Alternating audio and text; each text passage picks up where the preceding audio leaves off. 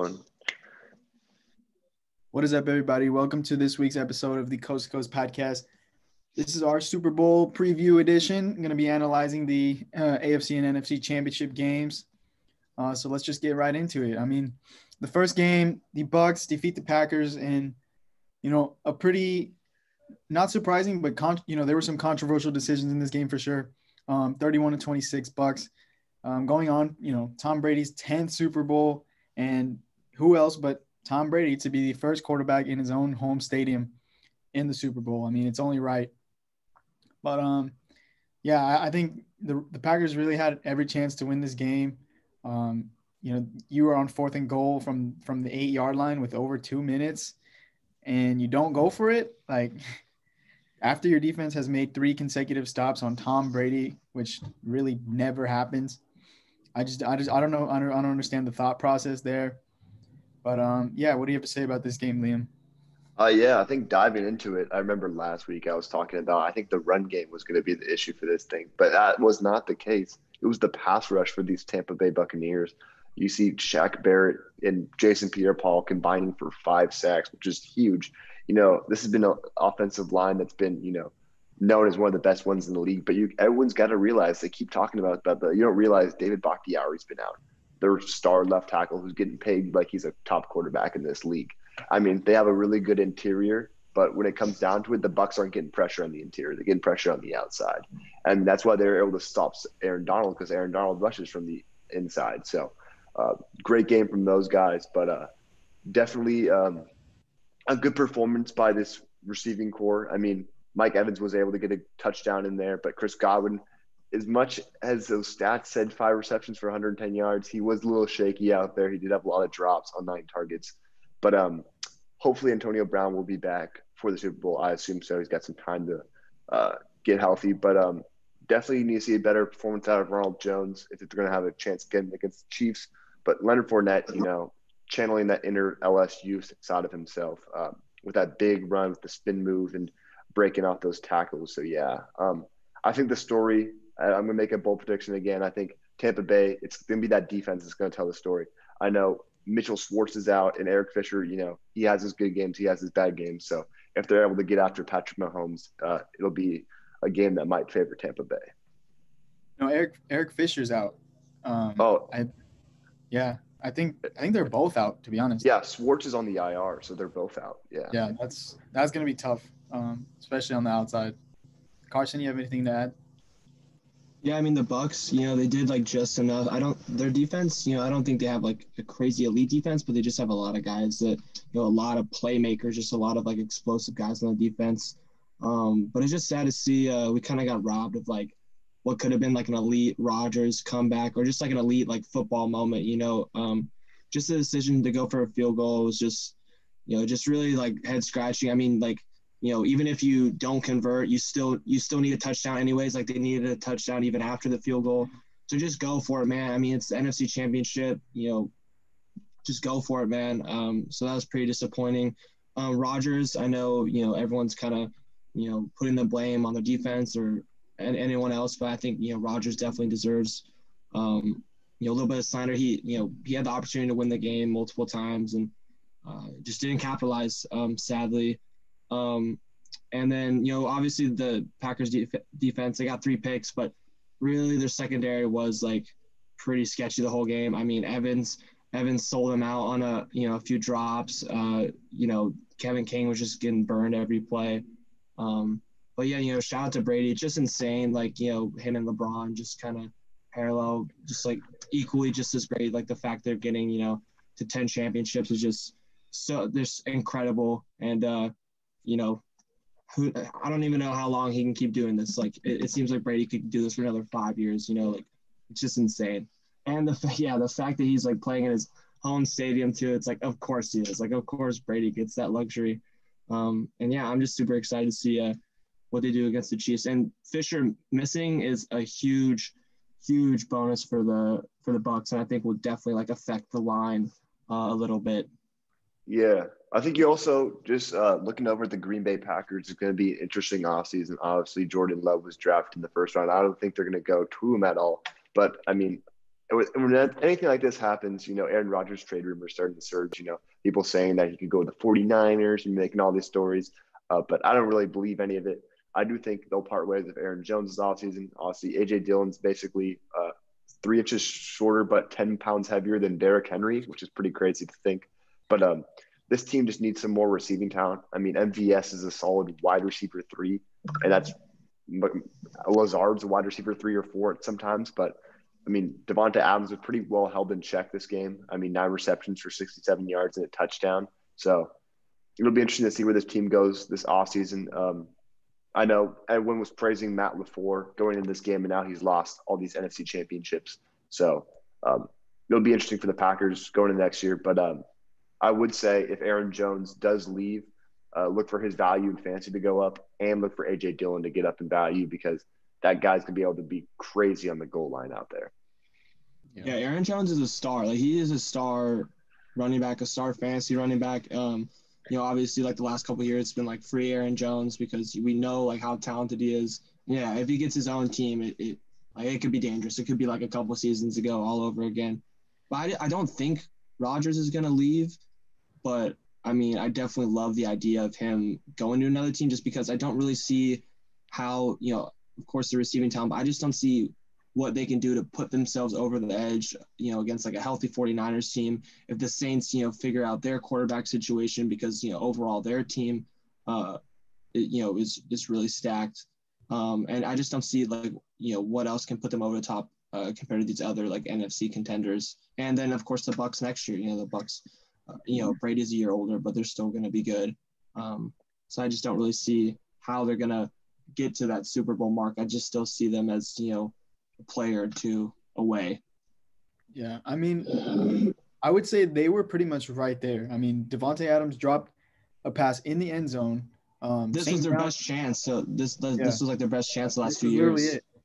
Literally it. St. Brown dropped the 2-point conversion, which was crucial in that 4th and goal decision. Because if you make that 2-point conversion, then that field goal doesn't look that bad. But now because you didn't get the touchdown and you didn't get that 2-point, now, you're really down bad. But I think you just really need a coach, with the balls to take those risks like that. Arians had a really good quote after the game. He said, "We didn't come here to not take the chances to win the game," which I think isn't really the game plan that LaFleur was implementing throughout. He was kind of, relying on the defense. Don't put too much pressure on Rodgers in clutch time, which you really should because he's literally probably one of the greatest clutch time quarterbacks of all time. And you're out here relying on guys like Kevin King and Adrian Amos to make these plays for you, down the stretch when, I mean, Amos had that big pick, but, a lot of people like to blame King for the I think it was a PI or a holding call that they say ultimately that's what lost them the game. But no, that's not what lost them the game. The game was chippy the whole time. That one, that was an obvious call. And that was the right call. I think it's just the decision making. They really made some crucial errors down the stretch. And I don't think the Buccaneers secondary was really all that great.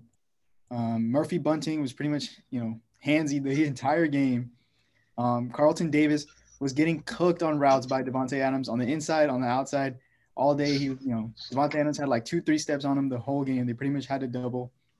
And they didn't even have Antoine Winfield.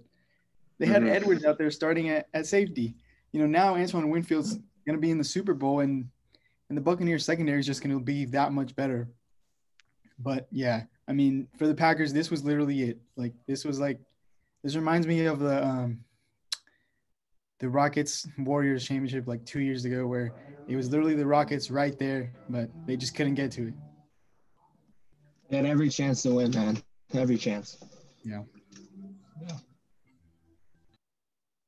But moving on to the Chiefs, defeating the Bills in a pretty, Chiefs fashion, 38-24. They play Chiefs football. They play fast. They hit hard. They make big plays, and Mahomes is going to shine the way he always shines. The secondary looked great. There was pretty much no pressure on Mahomes. They had 1 sack. But now Eric Fisher's out, so we'll see how, JPP and Shaq Barrett tear up that O-line of the Chiefs. But I'll start with you this time, Carson. What do you have to say about this game? Yeah, of course you touched on it. Like the Chiefs played amazing, but I think starting with the Bills, I think a few things stuck out. One was just, Allen just didn't look as comfortable as he has all season. That was like the big thing with him this year. He just looks way more under control, way more, uh, not nervous, not worried this whole season. I think that showed a little bit this game. Just probably because it's AFC Championship game. So he didn't look as good as he was all season. Another thing. Just Kansas City's secondary was like playing, pretty solid. I mean, Diggs was only held to, 77 yards, which is still like a lot for most guys, but not really for Diggs. And then just their defense. I mean, they have a ton of stars on defense, but it just wasn't really showing at all. And of course, you're going up against the Chiefs, who are, one of the greatest offenses, like probably of all time. They're going to go down, but still with the playmakers that they have and like, the ability we know that they can play at, you expect them to at least like, have Mahomes struggle a little bit, make it a little tough on him. And it wasn't at all like Mahomes was able to do whatever he wanted out there. And, with the Bills, I think this season's a win regardless. Yeah, they lost to the Chiefs, but they're super young. They're going to be around for next few years, and Allen's just going to keep growing. And but one thing for sure is got to improve that defense a little bit, add a couple more guys, maybe switch up coordinators, because I think that's a pretty big flaw that we saw. And also just the field goals. I mean, only a couple touchdowns. Like, you got to just go for it. You got to get those touchdowns against the Chiefs. Like, that's, we talk about the Packers, not risking it. That's another thing. Like, to beat these teams, you got to risk a little bit. That's how you're going to win big. And they just didn't do any of that. Yeah, I guess kind of to add on to it, talking about, you're saying this team needs to add defense. I think they got to add a running game. I mean, Josh Allen, 7 rushes for 88 yards. You got to realize, as good as that is for a quarterback, it's a totally different game. When Josh Allen's out there, they're not stacking the box because they're afraid Josh Allen's going to run. They'll just put a QB spy on him. They need to get, I think Aaron Jones would be the perfect back guy in there. Someone that can be a 3-down back out there, which would be perfect for this team. I mean, it'd be great if they could steal that from, the Packers. But continuing looking at this, though, I mean, I think everyone watched. If you watched the game at all, I remember a ton of us were down in the dining hall at my school. We're all watching it, and McCole Hardman obviously gets that punt and then just muffles it, and then they score a touchdown. We're like, wow, like, is this game, like, are the Chiefs going to lose here? Then McCole Hardman goes out there, gets a touchdown, goes out there, gets a big 50-yard run. It's just, as much as people say don't bet against Brady, how are you going to bet against Mahomes? I mean, this offense, we were talking about it in our group chat, the little three of us. We're saying, like, Tyreek Hill, as good as Devontae Adams is, way better route runner. You could say he's even a better receiver, but Tyreek Hill is the biggest X factor, I would have to say, in football. This man can take off the top of the defense. I don't care how fast you are. He's going to find a way to beat you with speed. And if you go you have to go watch him over the top. You got Travis Kelce. You got tons of people. And you got to look at the stats of this game. 9 receptions for 172 yards. And that 71-yard catch by Tyreek Hill was absolutely crazy. I think 102 yards total running on that route. But, Travis Kelce, 13 receptions for 118 yards and 2 TDs. Just absolutely crazy. Hopefully we can see Clyde Edwards-Helaire, end up getting in that run game. I know Darrell Williams was the one that got involved here. But I think the key for the Chiefs is just, to stay potent on offense and make sure that that defense, that secondary, is strong enough to go against these Bucs wide receivers. Because, do they have a guy that can shut down Mike Evans? Mike Evans has gone against in the playoffs so far. He just went against Jair Alexander. He went against, who was the one who did just play before this? The Saints. Oh, the Saints. Yeah, the Saints. Lattimore. So Lattimore. Yeah. So he's been going against some big guys. And as good as L'Jarius Sneed says, the analytics say he is, how are you going to stop Mike Evans? Mike Evans has been, notorious for being a big red zone threat. And then if Chris Godwin has his hands safe and you still got Brown out there, I think I hope the over hits on this game goes way over. I feel like it's going to be an offensive explosion. But, when it comes down to it, it's going to be, can the big players for the defenses make plays? Can Devin White continue to play like how he's been playing in the playoffs?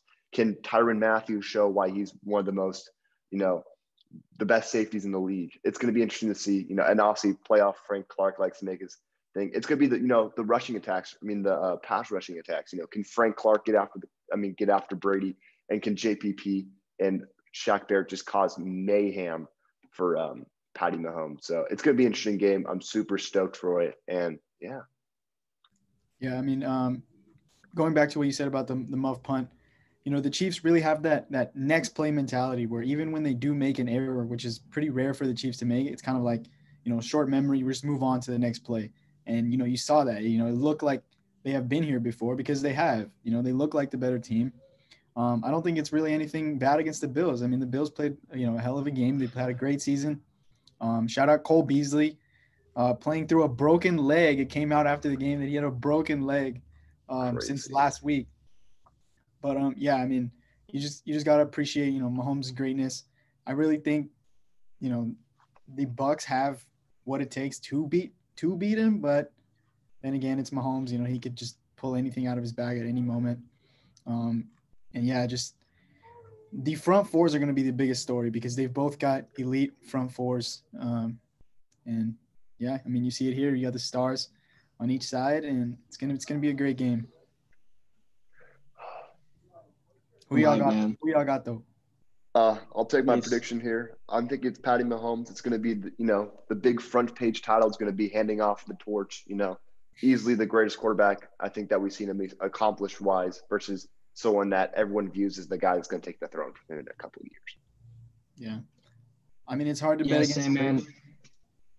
But sorry. I feel like he's gonna stick with Scotty Miller most of the game. I just have a feeling it's gonna be like that Super Bowl a few years ago where it was literally Edelman all day. I feel like he's gonna do that same thing with Scotty Miller, but I've got to take the Chiefs. I just cannot take the Chiefs. Sorry, Carson, go ahead. No, you're chilling. Yeah, bro, same. Like the Chiefs. I mean, yeah, the Bucks are definitely, I think, the most built and equipped to like play the Chiefs and potentially beat them for sure. But I mean, Brady, Brady's been great, but he still 3 picks against the Packers. He's been solid, but Mahomes has just been like otherworldly, especially against the Bills. He was great. And I just I don't know, I just like them just a little bit more. They're just like the more elite version of the Bucks, I feel like. And obviously you mentioned, the Bucks pass rush, but I think, with Mahomes, his ability to run, it's just, you can have the best pass rush. I'd still take Mahomes. So I like the Chiefs for sure. I don't know, if I don't really think it's going to be a blowout. I think it'll still be relatively close, but, I don't know if we're going to get like a nail biter. I think it should be the Chiefs, pretty solidly by like a touchdown or so. Yeah. If not, it's going to be the either team getting blown out. I could see the Buccaneers, though, like you guys were saying, sneaking away with a win. Tom Brady just, showing that age is just a number in this pause, obviously. But it's just a number for everyone saying he's this old quarterback that's washed. That's what everyone was saying. I mean, everyone has seen the infamous, Max Kellerman take when he says, I think it was in 2018, that he's going to fall off a cliff.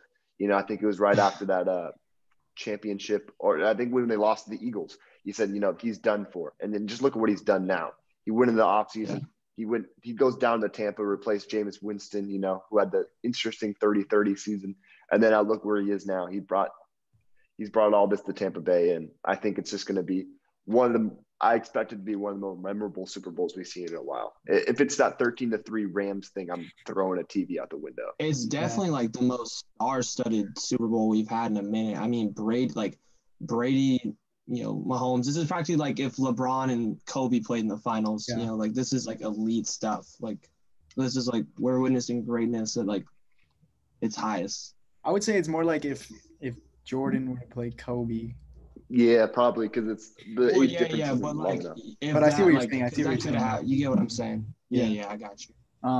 But yeah, it's just I really like the aesthetic of the Super Bowl. The storyline behind it. You got, the old veteran that's done this. It's it's his 10th championship, and then you've got Mahomes, who's, the only loss he's taken in the playoffs was to Brady. So it's interesting. If Mahomes if he gets this, like he is he's on the same path that Brady was on. Brady, yep. And I'm interested to see like what it's gonna look like. Is it gonna be like Brady where like he started off early and then had like a span where he wasn't winning, and then the second half of his career is like another dynasty, or is it just gonna be like full? I'm just like so. I love this Chiefs team. I'm just like Tyreek Hill, they're set. Yeah, As long as exactly. they've got Like, Tyreek and Kelsey's- Kelsey. Yeah. I mean, Kelsey's, I think, 30 or 31 right now. So it's going to be interesting. You know, a couple years down the line, they're going to run the problem. Mitchell Schwartz is going to retire. Eric Fisher's going to retire. I mean, I'm not going to say anything. You know, they'll definitely be able to draft well, but it'll be interesting. You know, there's always going to be road bumps in the dynasty. You know, Mahomes might end up going down with like a season injury, you know, freak accident. And then they have the year that they rebuild, but then, you know, they'll get a pick or something like that. So, yeah, obviously, knock on wood. Don't ever want to see anyone get hurt out there. But, no, yeah, I mean, this AFC is going to be an interesting one just going forward. You know, seeing, you know, can the Dolphins, you know, go after Deshaun Watson and, you know, now have an elite quarterback with this, like, you know, elite defense and some wide receivers that, you know, that can take a step up there. So, and then also you still got the Bills who are going to be running that AFC East, in my idea, for a while. And then that AFC North is going to be like scary, you know, especially if Pittsburgh can get a quarterback to be able to throw those young receivers. And then obviously the Browns and, the Ravens, and even, you know, Cincinnati, if they can find the right coach for Burrow and those guys, it's going to be interesting couple of years. Yeah, the future of the AFC is like really good. Like there's a lot of teams that I think are like a couple players away from like being able to like at least compete on the same level as the Chiefs. I mean, yeah, wherever like if Watson ends up going to the Dolphins or even like, you know, like the Colts are like a good quarterback away from, I think, being able to compete as well. Like, yeah, it's exciting, man. Yeah. Well, that's going to do it for this week's episode of the Coast2Coast podcast. We'll be back next week with a special video for you guys. Not going to spoil it yet, but we will be back. This is Jose signing out.